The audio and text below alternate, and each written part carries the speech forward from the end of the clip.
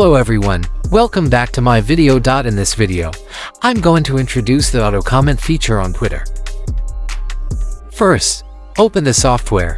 You must have Twitter accounts ready to comment on posts. For example, I have a post like this. I'll copy the link to that post. Then, go back to the viral marketing section and select seeding tweet. Paste the post link into the software.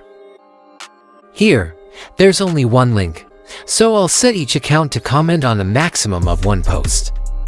Next, click on Comment on Post and prepare the comment contents.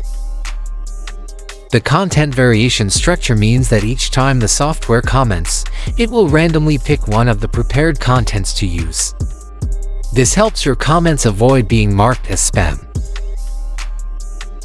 Finally, select the Twitter accounts you want to use for commenting and press Start.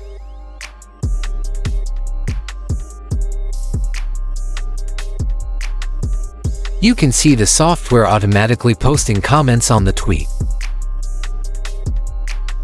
If you have any questions about the software, feel free to contact me via WhatsApp or Telegram.